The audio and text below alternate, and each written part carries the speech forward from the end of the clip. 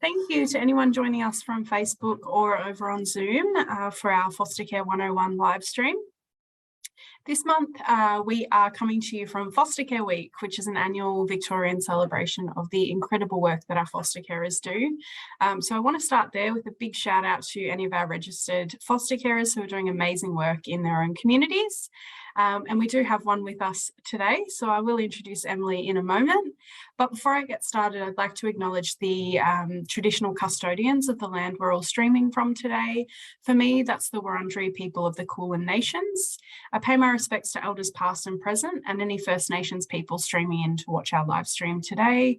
And I would like to acknowledge that sovereignty was never ceded, and this always was, always will be Aboriginal land. Thank you. So as I said, this is Foster Care Week. So if you haven't seen all of our beautiful articles and messaging going out this week raising awareness, then please check some of that out on our website, fosteringconnections.com.au. But I'm sure you've seen or heard things on the radio or TV this week. Today's going to be a great panel discussion with some of our agency workers in different parts of Victoria, and I will introduce those in a minute. Lost my train of thought, but definitely engage with some of that information. And if you do have questions today, please feel free to pop them in the chat box, either on Zoom or on Facebook, and hopefully we'll have a chance to answer those for you today. Before we get started, I'd like to hand it over to everybody to introduce themselves. And we're going to start with Emily Abbott, who is a wonderful foster carer. So Emily, please tell us about yourself. Thank you, and thanks for having me today. My husband and I have been foster carers for 2.5 years now with Anchor. We live in the eastern suburbs, just at the bottom of the beautiful Dandenongs, with our massive 35-kilo dog, who is a huge hit with all of the kids. We are accredited for all sorts of ages, all sorts of placements, but we've had one 6-month, which is considered a short-term placement, and then the rest of the placements we've done have been respite, and one emergency, with kind of kids ranging from, I think, 5 through to 16. So it's been really lovely. And there's one little girl that we've really connected with and have had looked after in various forms for the last 2.5 years. So yeah, that's kind of us. Amazing. Thanks, Emily. We've also got Michelle joining us from UMFC. Thanks, Jazz. So I'm Michelle, and I've been working at Upper Murray Family Care for about 4 years now. I'm currently in the team leader role with the care management and initial placement teams. So Upper Murray has been providing care to Northeast Victoria for over 35 years. So our catchment covers from Corryong through to Mansfield, but given that we're on the border, on the New South Vic border, we also have some carers located in Albury. Amazing. Thanks, Michelle. Jacqui from Baptcare. Okay, so yeah, as you said, my name is Jacqui. I'm the carer, recruiter and retention worker at Baptcare. I've been in the sector for longer than I care to remember now, about 20 years. And but I've been in out of home care for around 15 years. Baptcare covers the Western Metro of Melbourne, and Baptcare's been in foster care for around 40 years now. It's a small program, but it's backed by a large organisation, so it's pretty personable. It's lovely to be that small. Yeah. Fabulous. Thanks, Jacqui. And last but certainly not least, we're joined by Kaylene from GEGAC. Thank you, Jasmine. Hi, I'm Kaylene, as you said. So first off, I would like to say in the Gunai-Kurnai language, Wumaninji, which is welcome, and acknowledge the traditional owners of our beautiful lands that we're on today in East Gippsland of the Gunai-Kurnai people, and pay my respects to elders past, present and emerging. So I've worked now with GEGAC for nearly 4 years, which is one of the 6 ACCOs in Victoria, which is Gippsland East and Gippsland Aboriginal Cooperative, which we know as GEGAC. And they've been delivering the foster care programs, I believe, for over 25 years. The organisation itself, it did start running in 1972, and they have a numerous amount of programs that they offer for the Aboriginal community and people.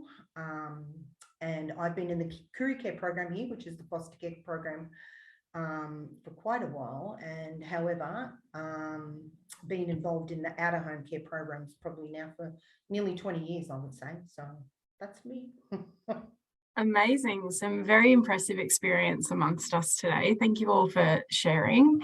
For anybody listening who's a bit unsure about what it means to have different foster care agencies here with us today, we've got representatives from Metro Melbourne, from Gippsland, and also out in Northeast Victoria. Now, if you're a bit confused about who your local ACO or community service organisation is, you can always call us at Fostering Connections and I can look you up and find out which area you'll fall within. So you don't need to make that decision today as to which agency you'll go through. These are just some voices that you can hear from our sector, and there are certainly other agencies that cover all of Victoria. So if one of the agencies here doesn't cover the area that you're in, there certainly will be one that we can link you in with.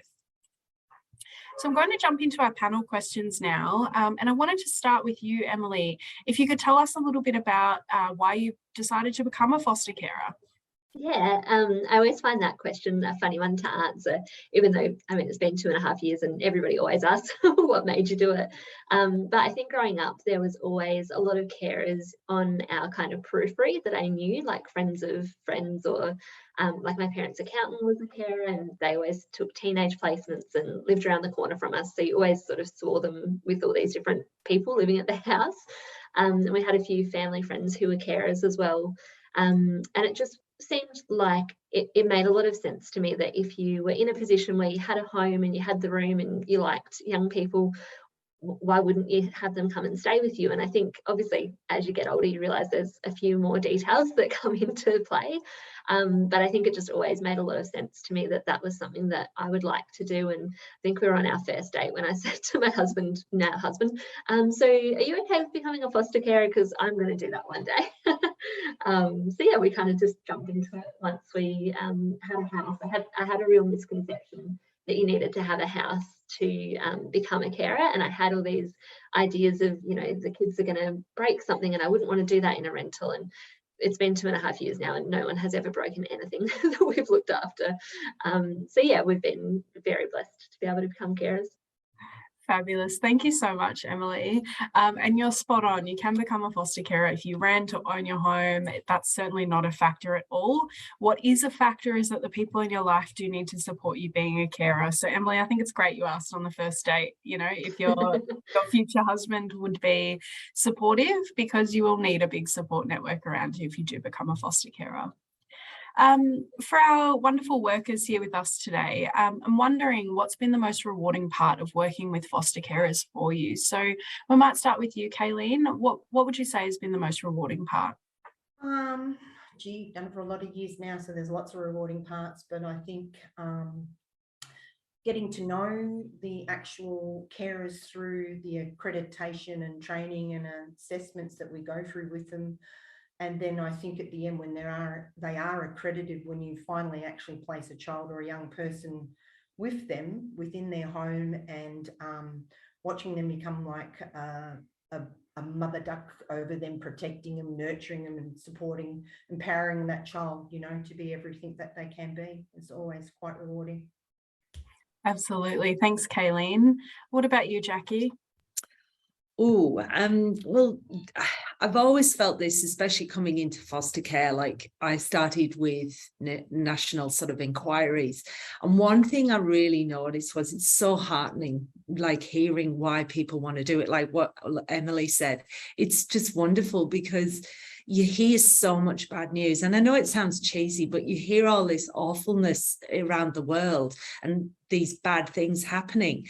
And then you just, you know, you see these foster carers doing these, making a difference in a child's life, actually creating change, which to me is wonderful. And you hear every day the, you know, good things, big or small, but they're so wonderful to hear.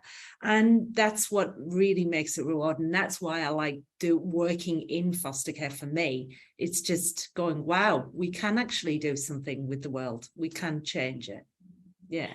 Absolutely. Thanks, Jacqui. And I tend to agree. When you work in this space, the good stories definitely outweigh the bad, which it's a shame that there are those bad things that do happen in the world and tend to drown things out. But it's so rewarding when you hear those lovely experiences that our foster carers and the children in their care have. So I 100% agree with that. Michelle, what have you found the most rewarding part so far? Oh, look, Jazz, I'd have to say watching our carers grow, they develop their skills and their knowledge, and then we're seeing, all of that hard work come out in successful management of, placement transitions, returning home, returning to family. Actually makes us really proud as staff to see just how much our carers are dedicated and how much they've learned and putting that into practice with the children they work with. So I guess for us, it's about celebrating the wins, no matter how big or small they are, watching our carers working alongside the children, managing the good times and the bad. Every day has rewards and there's difficulties, but I guess for us, it's working with our carers and, making sure that they know we're a team. And then, seeing them when they ring you up and they tell you that, this is what happened the other day, and it's really wonderful and it really warms my heart. So I just think, these guys are working 24/7. We knock off at 5 o'clock, and the work that they do is just, I just don't think that they know how much we appreciate them. So yeah. Absolutely. Thanks, Michelle. Now, Emily, we've been singing foster carers' praises and talking about how rewarding our job is. Could you tell me what the most rewarding part of your foster care experience has been so far? And if you've got any stories or examples that you feel you've actually made an impact as a foster carer?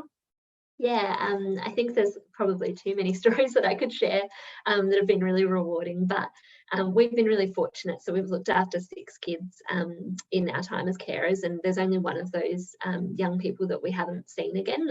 Most of the kids that we've done respite with has been quite regular, and we've been able to build that relationship. But the one little girl that we've known for the whole time that we've been carers, she stayed with us for 6 months, and when she first came to live with us, she has some learning difficulties, and so she wasn't able to really read very well. And my husband's favourite story is this one, because he's a teacher, so he really appreciates this one. But she was 8 when she first came 2 weeks up from her birthday, and she could barely read, like, at all. Essentially, it was quite obviously challenging. That was something that you kind of assumed that an 8-year-old would be able to do, but while she was with us, she got her 100 word certificate from school, and it was just like this huge milestone that she could suddenly read these words. And now the carer that she's with has done incredible work with her to help her in that skill. And I remember we were at the shops one day and we were just like walking along, and I think it was a shop like Spotlight, but she looked up at me and she's like, "Oh, look, Emily, there's Spotlight." And I was like, "Oh yeah." She just knows Spotlight, and she's like, "Yeah, do you know how I read that? I covered the word light and it says spot, and then I covered the word spot and it said light, and then I put them together and it says Spotlight." And obviously, like, to the general public, that's just, a kid can read and work that out. But I was just like, oh my gosh, yes, that's right, like, that's incredible. And now, like, she'll read full picture books when she comes over to our house. She'll read them to me, like, constantly. And I think just little moments like that have been really rewarding, to see the learning and the benefit of the stability that she's had in the last few years, and just the way that has made her flourish. But then also, like, I just love the little moments, like, I'm pregnant at the moment, and we had said to her, I was trying to kind of gear her up for we're having a baby, but also it wasn't quite time to tell her that we were having a baby yet. And I said to her, if I have a baby one day, what would you want to be to it? Like, would you be, and I didn't want to put anything in her mouth. So I said, would you be like its cousin, or would you be like its best friend, or would you be like an auntie? Like, what would you think? And she goes, "Oh, I would be its big sister, absolutely." And just those little moments where she identifies as being part of our family and recognizing that she is so loved and so cherished. And that's something that obviously we work really hard, but then when it's mirrored back to us and repeated to us in her words, you just go, "Oh, okay, we are doing something here. This is helpful." That's beautiful. Thank you for sharing that. I always love stories like that because, we hear a lot in the media and movies and things about children who've gone through maybe challenging experiences and have become a doctor or a lawyer. And it really is about, the basics. It's about teaching a child to read, to feel connected to a family and feel like safe, that they will still continue to be loved if that family changes and those sorts of things. So that's fabulous. Thank you for sharing that. Now, we've touched a little bit on who can become a foster carer. You can become a foster carer if you rent or own your own home, as long as you have a spare bedroom. We often talk about the need for different types of carers. So Emily's a carer with her husband, but you can be a carer if you're single, if you're in a same-sex relationship, if you've got children at home or if you don't, or even, as Emily's mentioned, if you're planning to add to your family in the future. So many people in our community can become a foster carer, but I'm interested from our panel if you could tell me what you think makes a good carer. So this time, Jacqui, I'm going to pass to you first. What sorts of things do you think make people great carers? Ooh, what makes a good carer? Ooh, a good sense of humour is really a great asset. Flexible, and sometimes to be able to work and think outside of the square is great. But I think empathy is so important, and to able to understand and have compassion for what a child's gone through and is going through, that's vital. It's just to have that empathy and see that there's something behind the trauma, behind the tantrum or whatever, and realize that they're going through other things. Yeah.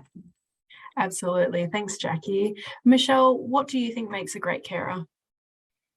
I guess I see great carers as being people who have strong support networks, who are able to reach out and get the knowledge from other people, because it's something that a carer once said to me was, they say it takes a village to raise a child, but it actually really does. And that's something that they've sort of said, we with our own children, we did it without knowing, but when we have a foster child, it's a little bit different. So that's really important for us. And I think I spoke to a few of the people in my team and just said, what do you guys think makes a great carer? So some of the things we've come back with is that they're carers that have big hearts, time to be present with these kids, that get down on the ground and they're willing to observe and listen and just watch and learn, all of the little things about these kids. They're carers who are committed and understanding, and they're always seeking opportunities to improve things. Something for me is that a great carer will understand the importance of birth family and, supporting contact and positive relationships, whether it be with parents or extended family. But for us also, with carers that are patient, they're accepting, they're curious, they're playful, all of that stuff makes a really great carer, and in the long run makes for successful placements and happier kids. Absolutely. Thanks, Michelle. Kaylene, what about you? What do you look for in great carers? Oh, I think Michelle and Jacqui have said a lot of it, but I think resilience, stability and consistency, definitely for the young children and, the youth that we place with them. Definitely patience, and definitely a good sense of humour is needed.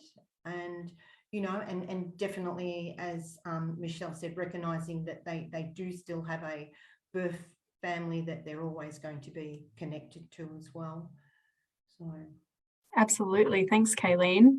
So for anyone watching along at home, for your knowledge, any agency that you choose to go through will go through the same assessment process with you, and they are looking at those sorts of things that have been touched on. So we do want to make sure that you are curious both about the child, but also about processes and ways that you can improve your skills and your knowledge. We need people who are playful and supportive and present with children. So if your idea of good parenting is letting them go off and do their own thing and, a warm meal at the end of the day, then foster caring is going to require a little bit more from you. But that's okay, because we do teach those skills and we do tell you exactly what we're looking for in carers. So there won't be any surprises for you as you go through that assessment process. Now, I mentioned the assessment process is the same anywhere you go in Victoria. The only exception to that is that if you decide to foster with one of our amazing ACOs in any part of Australia, in any part of Victoria, that process is slightly different. So, Kaylene, back to you again. Could you tell me a little bit more about the role of ACOs and how they fit into the foster care system?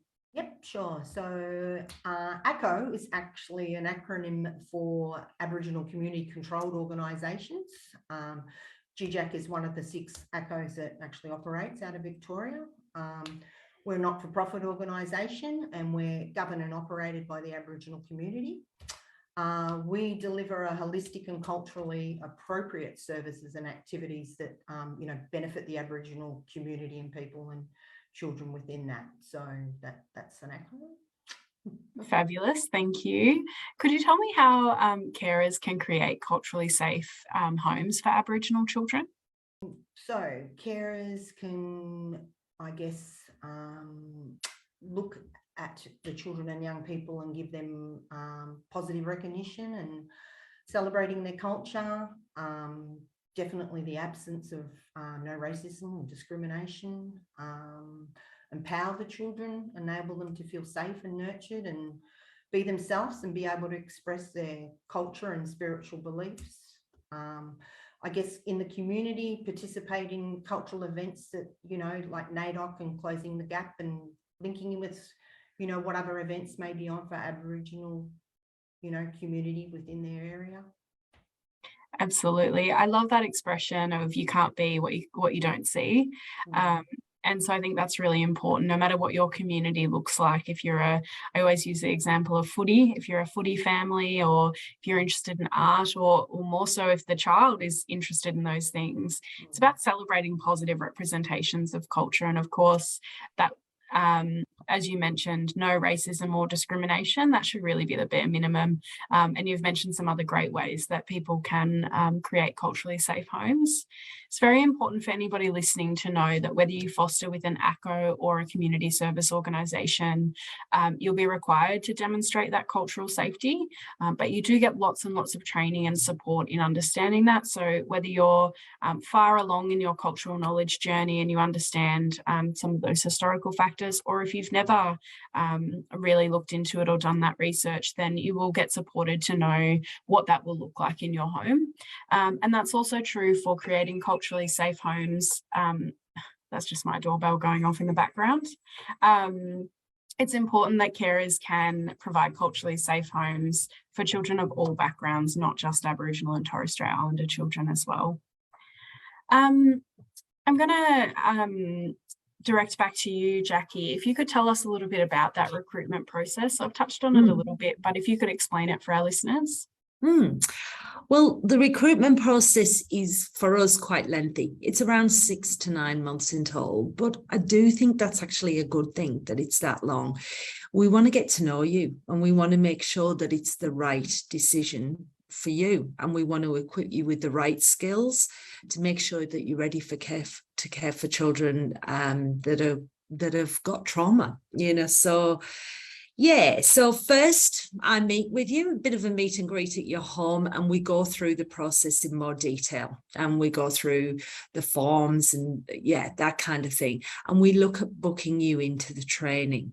Now, to give you an idea of the training, it's around 15 hours and it's run monthly at various different times. So if you can't make one, there's always the next one, which is great. And then, so we book you in. At this point, we're still going online. So you meet with a lot of other applicants, and it's a sort of team environment, and you have a trainer.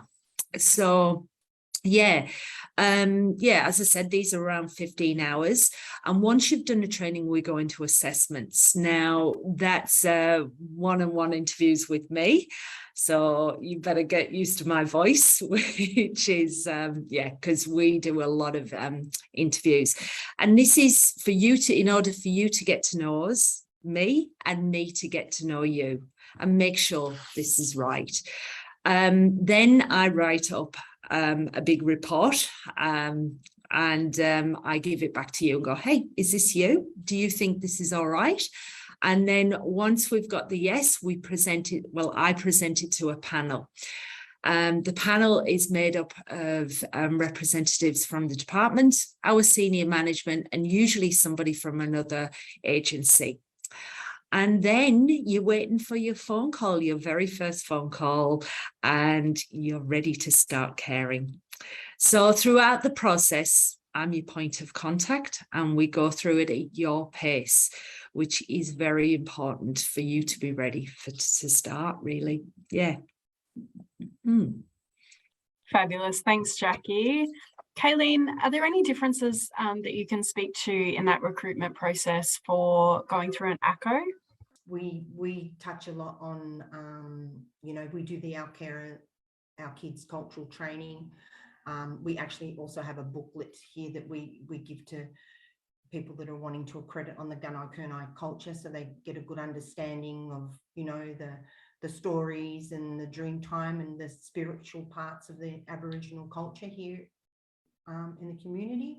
But pretty well much the same. I guess my first port of call is when we get an inquiry, say from Fostering Connections, or maybe somebody off the street that comes in to meet them.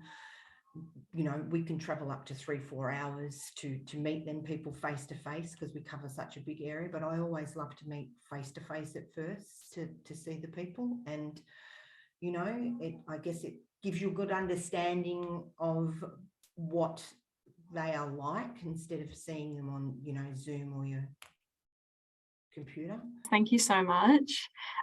So as Jacqui and Kaylene have both touched on, it is quite a lengthy process.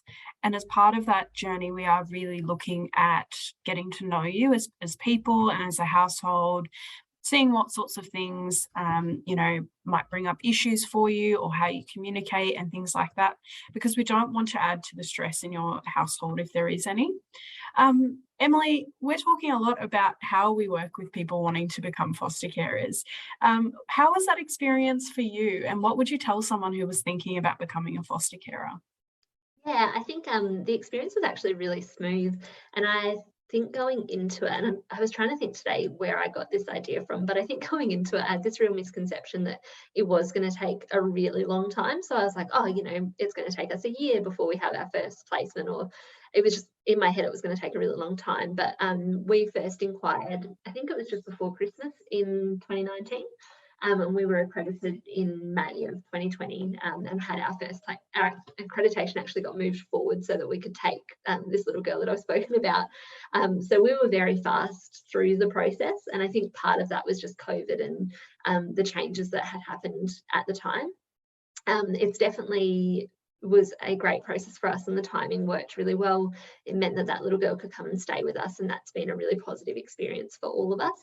I think if I had any advice for people that are looking into it, there's probably two main things. And the first would be just to find some other carers that you can connect with in whatever, you know, I understand that can be a little bit overwhelming, but reaching out to someone like Fostering Connections who can put you in touch with other carers, or, you know, even look on Instagram, see if there's someone on there that you can find, like through a hashtag or something like that. I'm sure there's support groups on Facebook and all sorts of places, but just try and find some other carers that you can talk to. The amount of times that, like, my friends that are carers and I have sent off texts just being like, oh my gosh, like, this just happened, how weird is that, like, or, you know, I'm having such a bad day, this is what's happening, and just having someone that's a sounding board that really gets the unique world that is foster care is so helpful.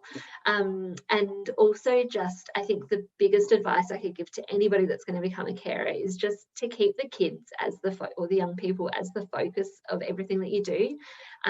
Unfortunately, there's always going to be disappointments that come through, like anything in life, with this experience, and you'll have moments where there are miscommunications or different frustrations that happen, and everybody's obviously looking after or wanting the best interest of whoever you're looking after, but you're the person that's in it day after day, and there are just things that come up. And so I think in all of those frustrations, if you can just keep the child or the young person as the focus and the reminder of why you're doing what you're doing, that'll really energize and fuel you through what can be a very much a roller coaster experience. Very worthwhile, but it can be a bit of a roller coaster. Absolutely. Thank you. I think personally, my advice to anyone becoming carers too is to seek out that peer support, because I always think about mothers when they first have, their babies, and usually you have a mum's group or there's some sort of way that you can connect in the community with other people at that same life stage as you. And that is enormously helpful, but the same thing doesn't exist for foster carers. Sometimes you have to seek that out. But foster carers are the experts on this field, I guess. You are the ones that understand the day in, day out challenges. And sometimes if you call up somebody who is within your network already and you say, these are the challenges I'm going through, they'll say, why are you doing it? Because they don't have that whole complete picture. Whereas connecting with other carers and hearing their stories is an amazing way to learn about caring and learn about how it actually looks day to day. We as workers can talk about that till the cows come home, but people like Emily are in it every single day.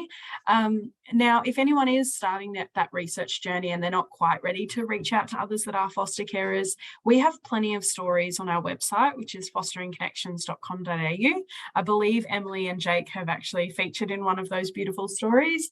So you can find stories on there about single carers, about young carers, older carers, people who've raised their own children, and really get a feel for what that looks like for them. So if you are interested, have a look at those stories. I'm sure Bronwyn will put it in the chat for this live stream today, so you can check that out. But that's the best place to start, I always think. We've talked a lot about peer support just now, but Emily, could you tell me a little bit about some of the best support you've received, either from your agency or from your family and friends as a foster carer?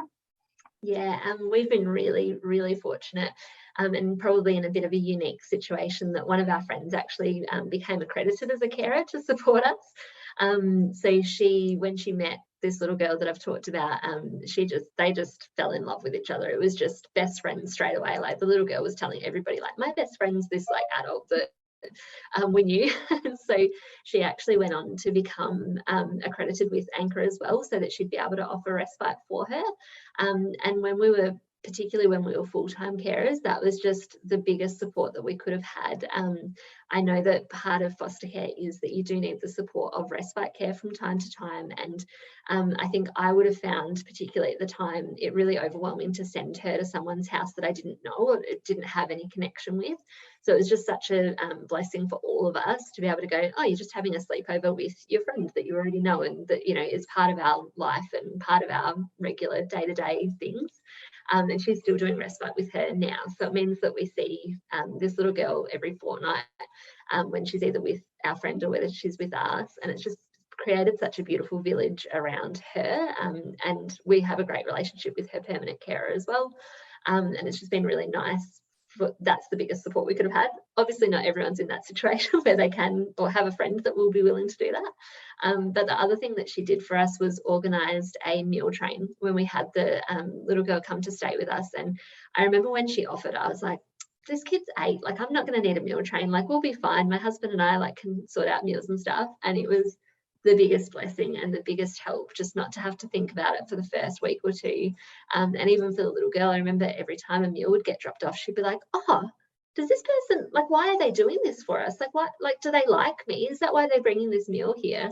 And just was such a tangible show of support for her that she was joining this village, which was a broader network than just the two of us. So yeah, they've definitely been the biggest supports.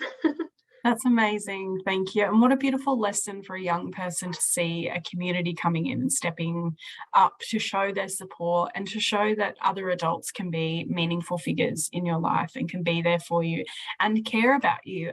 Not to say that that's not been their experience in the past, but it would feel very comforting to come into a home and know that it wasn't just the carers that were looking out for you, but the extended network. And exactly as you said, it takes a village to raise children. So if you don't have that village, start talking to people now. And what I've found is when people start saying, I'm becoming a foster carer, suddenly the donations pour in and the meals pour in, and there's lots of support from people who maybe aren't ready to become carers themselves or aren't in a position to do so if they don't have a spare room. And so that's incredibly meaningful support. Thank you for sharing that, and fabulous that your friend became a carer as well. And for anyone listening who maybe is friends with a carer but again not ready to take that step, a lot of agencies will let you do the foster carer training, even if you're just a support person. And you can always ask for extra resources as well. So if you're not quite sure how to support your friends who are becoming carers, or if you know someone in your network and you think they'd be great at it, you can let them know you would be there as a support for them, because that can sometimes be that little tipping point for people to put their hands up as well. I'm going to send it back to the agencies again now, and just talk a little bit about what different supports are available for registered carers. So Jacqui, I'll start with you again, if you could talk about some of the supports Baptcare offers. Oh, yeah. So, yeah, you've got constant support from your caseworker. I mean, that's really important when you first start, to have that someone that you can just ring. But we also have the 24-hour support. So if you need somebody at 4 a.m. in the morning, you'll always get somebody, and it's somebody from our team. So as I said before, it's a small team, and that actually works in favour because you know everyone. So when you get, you know, when you're ringing at 3 a.m. going, oh, they've got a fever or something like that, you'll get a familiar voice and you'll know, oh, it's so-and-so, oh, it's this, and you'll know them.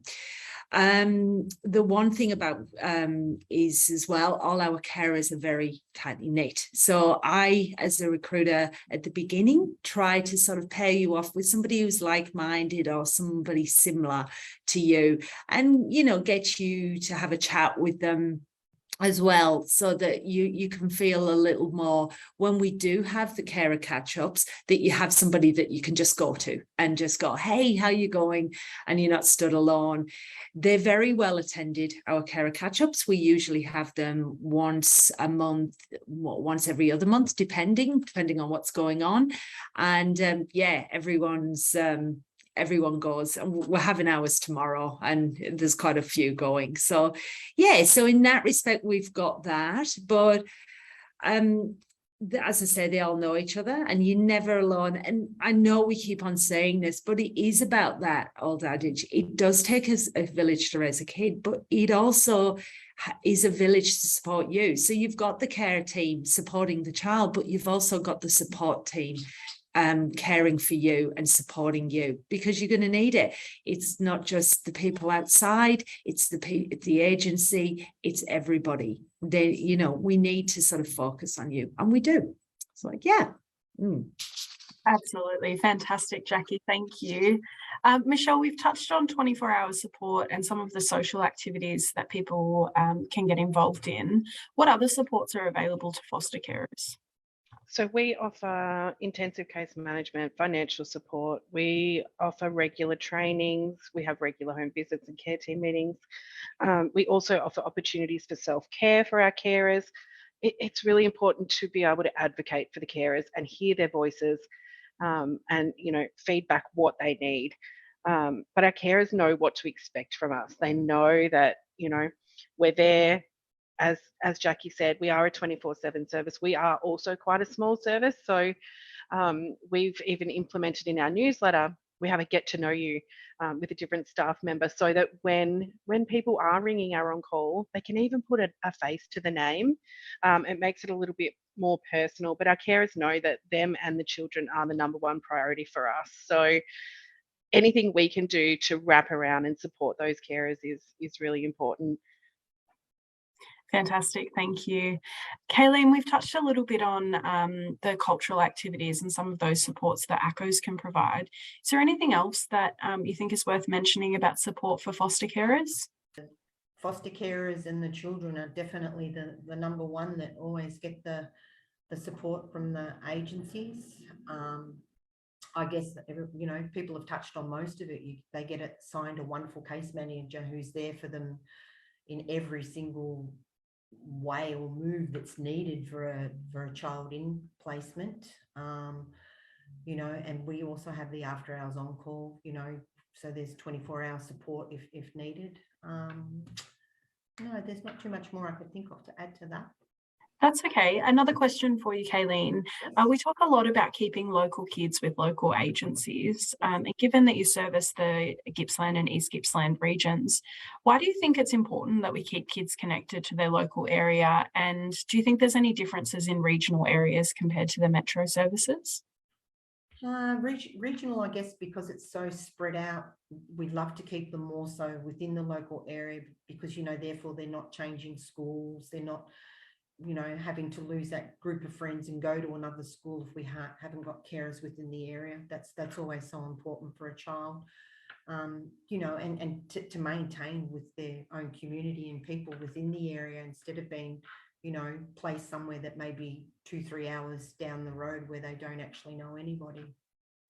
Absolutely. And in terms of Aboriginal and Torres Strait Islander children, why is it important that we keep them within those local communities? I know school is important for all children, but what would you say is the difference for keeping children in the areas that they come from? That the Aboriginal community is a very, very close-knit family, an extended family, and, you know, that's the importance of keeping them within them areas, to keep them connected to their culture. You know, there's so many different cultures of Aboriginal, you know, within Australia, so we would like to keep them close to their culture and community. Definitely. I couldn't agree more. I think that's so important, especially out in the regional areas, but in the metro areas as well. We want to keep kids within their own community. So we need all kinds of carers for all kinds of kids in their local communities. It starts with school, but it also includes things like local, their extended network, their families, their friends, and things like that. But also, you know, our physical locations, you know, we become so attached to the area that we come from, the physical landmarks, and how upsetting that must be for a child to be moved not only from their families, but from their local environment, their extended networks, their schools, the things that they know. So if you're in a regional area, or if you are in Metro Melbourne, we definitely need as many carers in as many different locations as we can get, because that means that kids won't be moved far and wide. We won't have children moving from regional areas to Metro Melbourne to find carers. We want them to stay as connected to their community as possible.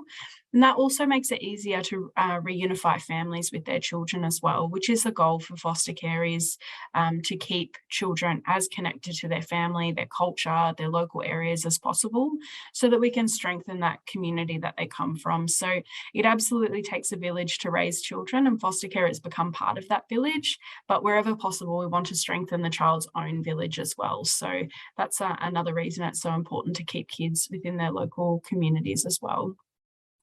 We will wrap up in a few moments, where if there are no other questions coming through in our chat, if you do have any questions, send them through, and we'll see if we can get those through. But Emily, I wanted to go back and talk a little bit more about your story. You've mentioned that you're pregnant, and thank you for sharing that news with us here today. But what I know about you and your husband, Jake, is that you're both quite young, you work full time, you said your husband's a teacher. How have you found that fostering fits into your lifestyle? Yeah, I think we really jumped in the deep end when we first started. When we took our first placement, I was working a full-time job and running a business on the side. My husband was finishing his teaching degree and working as a teacher's aide, and obviously applying for teaching jobs as a result. And thankfully we were in lockdown, so we couldn't do anything else with our time, but it was definitely full on. But since then, we've been doing respite ever since. And the main reason for that is because we've got such a connection with this little girl that we don't want to not be able to have her. And so that's been kind of the priority. But since then, respite in and of itself, and obviously we need carers of every type and situation, but respite is just so flexible. And I think before we became a carer, I thought that I'd never be able to say no if the agency called, and they'll call me like every day, and what on earth will I do? But the agency doesn't call every day, and it is one of those things that once you're established, you kind of work out what sort of kid is going to work with your lifestyle and your family. And we've been really fortunate. The kids that we have had have been really consistent. So of the respite care, there's about 5 kids, I think, that we've done that with really regularly. And it just means that you build relationships. So when they come to the house, like we have these, a brother and a sister that we've done respite for a few times, and, you know, I know what snacks they want in the house. So it's really easy for me to have whatever food it is that they like. And they walk in the door and they're like, oh, we can't run in Emily's house because the dog gets really excited if we run. And they know the rules and the ins and outs, and you just kind of work out what kids will work with what you need to do that weekend. There's certain things we wouldn't do when we've got the little girl with us, and there's other things that we're just like, sweet, that'll be easy, we know that she'll want to do this. And it is a lot more flexible than I think what people realize. And even if you're just doing respite once every like 2 months, or once, you know, just in the school holidays, what you're giving to those carers is phenomenal, and let alone to the kids as well. We need carers of every availability, and it does work with your lifestyle. Absolutely. Thanks, Emily. Jacqui, for anyone who's listening who doesn't understand the different types of care, so Emily's touched on respite care and longer placements. Could you go through a little bit what those different types of care and the flexible options that there are for people wanting to become carers? Absolutely. Well, we run the main ones. As Emily said, there's respite, there's emergency, there's short term, and there's long term. On that, you find that it can become quite flexible, and that is very dependent on you as a carer and, you know, what is happening in the individual scenario. So yeah, like with the respite, that is pretty structured, and you find, but even that, you can go from just doing weekends, that if you're a teacher, you might want to do school holidays, which is awesome, you know, that, and that again is where it can become flexible.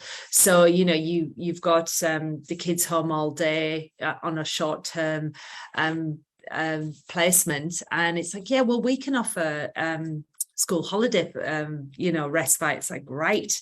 So in that respect, what the individual carer wants to offer and can offer is what we're after, what we want to know, and what works well with your lifestyle. So when you as a carer come to me and I say, okay, so what are you thinking? What age group, what type of care?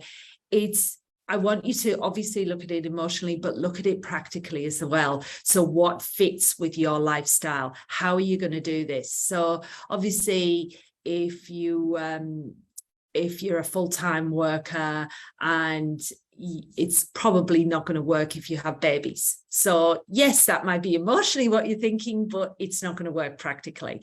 So think on both those levels. And then during the recruitment phase, that the process, it might change. It really might change over time. And it might be that you start with recruitment, with respite, and then you go, you know what, I think I can do short term too, you know, but on these scenarios this way. So we like to be able to be flexible, and we like you to be able to do that too. So in that respect, they are very liquid, the very sort of the flow between, and that's where we might come to you with a short-term placement and go, hey, this is looking like it's going to go a bit longer. How are you fixed for that? And that might be a no, but it also might be a yes. And of course, we're going to go to the carer that the child knows and, you know, is with. So yeah, so that's how we sort of address it. And we look to you, and we want you to be honest, and, you know, sort of not go, oh, they're not going to have somewhere to go. We want you to be able to say no, because we're going to ask. We always are, but we don't want you burning yourself out. So we need you to kind of go, you know what, we said, or I said, I'm going to have a break, and I'm going to have a break. I need it. And that's fine. That's okay, because we want the best care we've got, and that's you to be in top condition. So yeah, you know. Absolutely, Jacqui.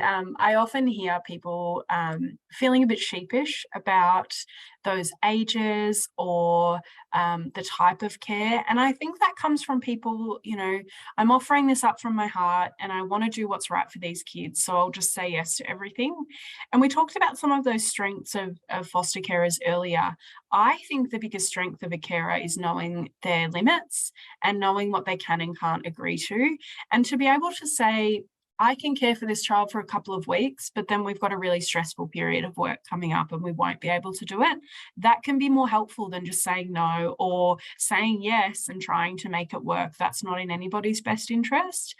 So if you're thinking about fostering, just know that you can set those limits for yourself. If you say respite care only for weekends, we might ask you for school holidays, but you can say no. As Emily's touched on, sometimes respite placements can become longer term placements because you've got a relationship with that child and vice versa. So you might say, I only want to do respite care on weekends and form a really beautiful relationship with a young person who then needs a long-term carer. So it is fluid, as Jacqui said, you're not committed into anything. And you can choose the age range, the genders, all of those things to make sure it does fit around your lifestyle.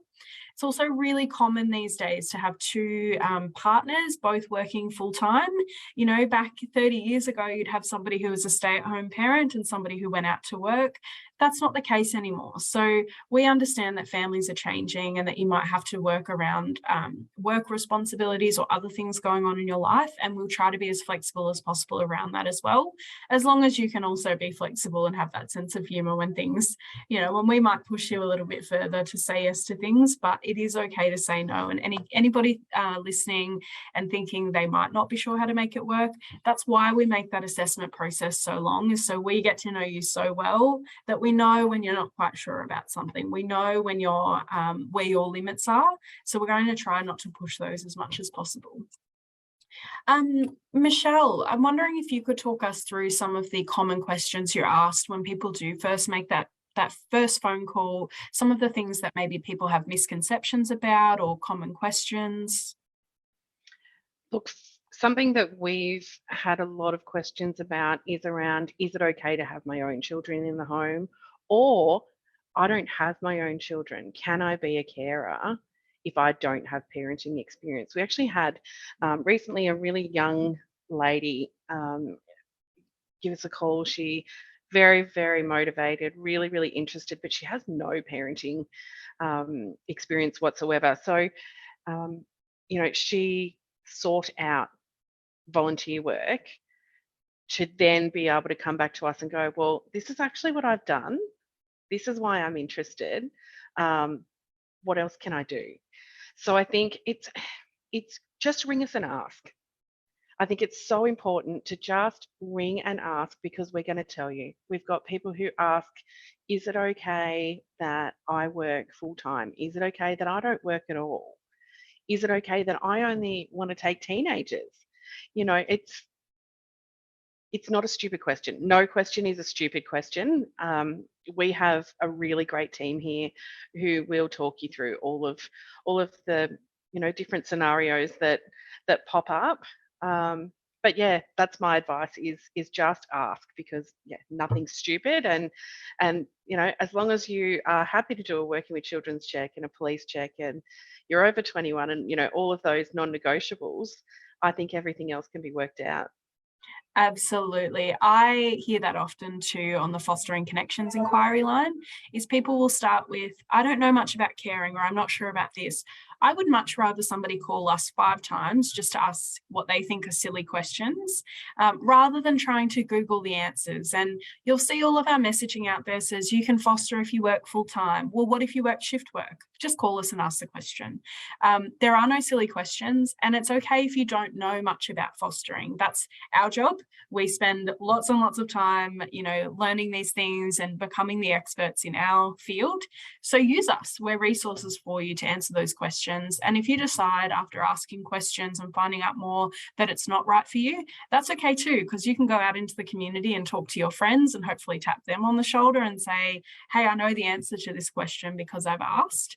There is no commitment whether you call Fostering Connections directly or an agency. You're not obligated to, you don't call us and get a child placed in your home the next day. You know, it really is a back and forth conversation for a couple of months to get to know you, as we've talked about.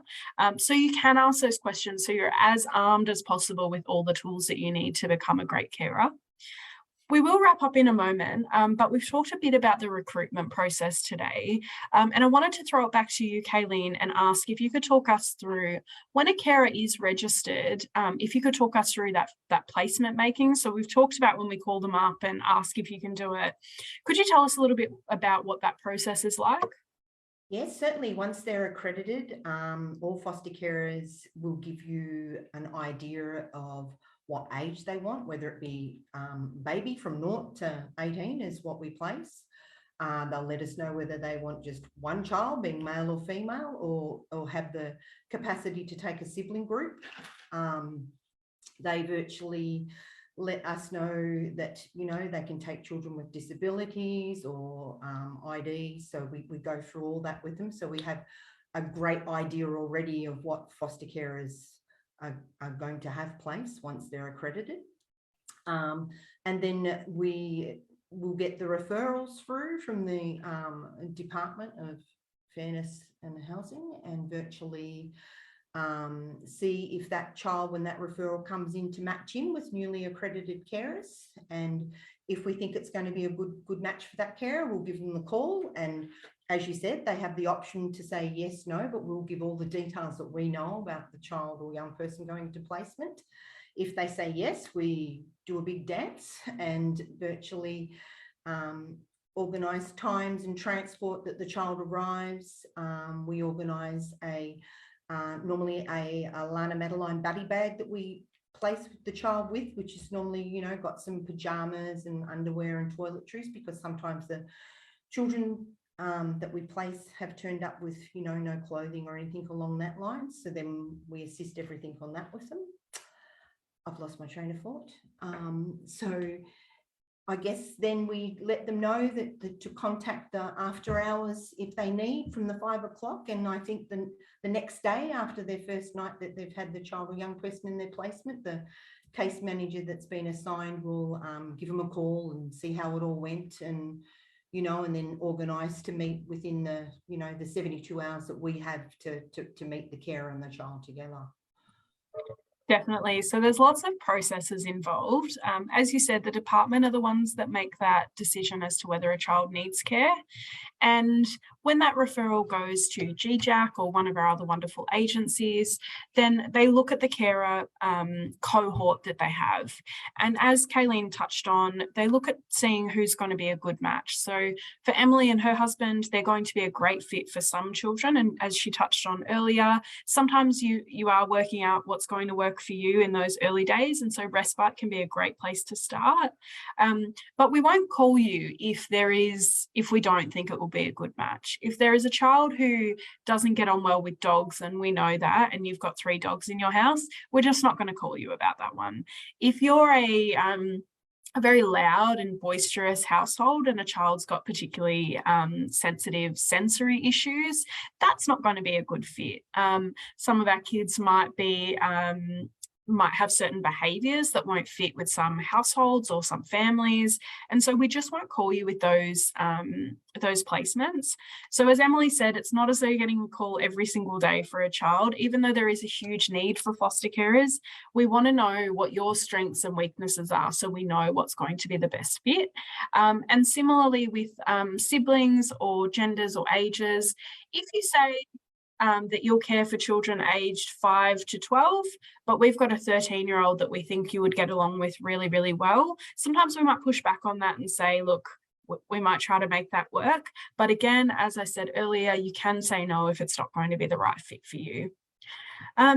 So I think with that in mind, I will wrap things up there. If you have been listening today and you are interested in getting started, you can call one of the local agencies that we've met with today. So Thank you to Jacqui from Baptcare, Michelle from UMFC, Kaylene from GEGAC, and of course, Emily, who's shared her wonderful fostering experiences. Otherwise, if you're not quite sure which area you're in, you can always call us at Fostering Connections, 1800 013 088, or visit our website, fosteringconnections.com.au, and I'm sure Bronwyn will put the information there in the chat to contact us. And the last thing I'll ask of you, if you have been watching along today, is please share this video or some of our other resources with people within your network that might be great at fostering. Help us spread that word in Foster Care Week, because our foster carers are amazing. We need more of them in every single area of Victoria. And even if we didn't need more of them, we'd like to have more of them so that we could place children with the most suitable families that are going to help meet their needs and suit what they're looking for as well. So with that in mind, I will end the live stream now and let everybody get on with the rest of their days. But thank you so much for all joining us. I've really enjoyed this chat. Have a great day, everyone.